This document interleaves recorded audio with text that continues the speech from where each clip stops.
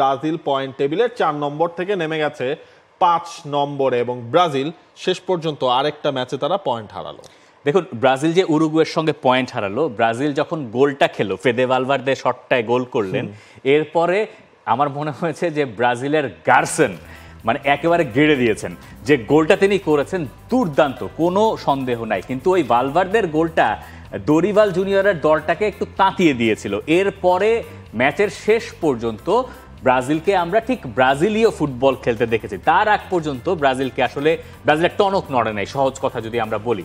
এবং আরও যেটা কনসার্নিং ব্রাজিলের জন্য মনে হচ্ছে আমার কাছে, এই যে উরুগুয়ের সঙ্গে আপনার ম্যাচ, এটা একটা ক্লাসিকো, মানে সাউথ আমেরিকান পার্সপেক্টিভে, সেই ম্যাচে আপনি ফাঁকা গ্যালারি সিট দেখেছেন, মানে যেখান থেকে ক্যামেরা ধরা হয়েছে কোনার সিটগুলো ফাঁকা।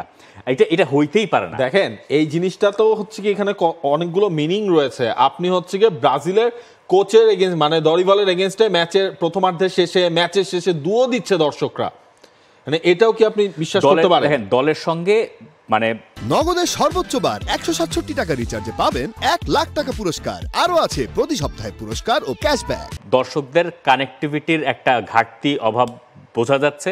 আর এই ফাঁকা সিটের কারণ ব্রাজিলের মিডিয়া থেকে দাবি করা হচ্ছে টিকিটের চড়া দামের কারণে যাচ্ছে না। কিন্তু টিকিটের দাম যতই হোক না কেন, আপনি উরুগুয়ে আসছে, বছরে আপনি কয়টা আন্তর্জাতিক ম্যাচ খেলেন, ঘরের মাঠে কয়টা খেলতে পারেন, সেখানে উরুগুয়ে আসছে, আপনি যাবেন না গ্যালারিতে আপনার শহরে আসলে? তবে ওই জায়গায় যে মানে ডরিভালও কিন্তু একটা কথা বলছে যে মানুষ দিন শেষ হচ্ছে রেজাল্ট চায়।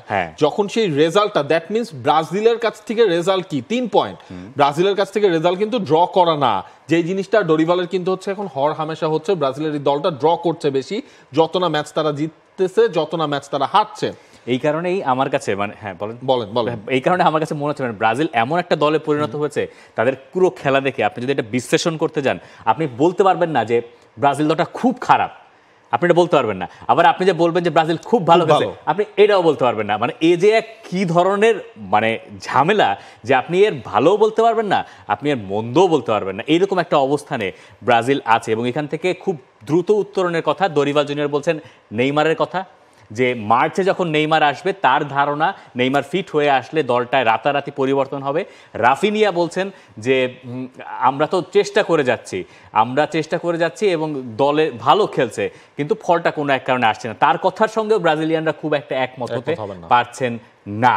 ব্রাজিলের মার্চের ফিক্সচারগুলো যদি আমরা দেখি, অর্থাৎ নেইমার যদি মার্চে ফেরেন, নেইমারকে খেলতে হবে কলম্বিয়ার এগেইনস্টে এবং আর্জেন্টিনার এগেইনস্টে 20 এবং 25 মার্চ ব্রাজিলের সেই দুটা ম্যাচ। দেখা যাক ডরিভাল জুনিয়র ব্রাজিলকে নিয়ে এই 5 থেকে সেই মার্চ উইন্ডো শেষে কোন অবস্থানে যেতে পারে, এবং সেটার পেছনে একটা বড় ইন্সপায়ার হতে পারে নেইমার যদি সময় মতো ফিরে আসতে পারে। কিন্তু নেইমার সময় মতো ফিরলেও নেইমার যে কোন নেইমার আসবেন এটা কি আমরা জানি?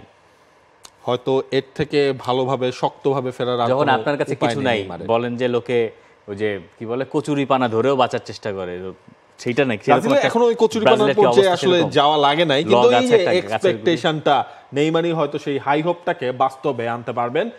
For more updates, subscribe to our YouTube channel and click on the bell icon. Follow us on Facebook and Instagram. Download T-Sports app to enjoy exciting games and highlights. Visit tsports.com.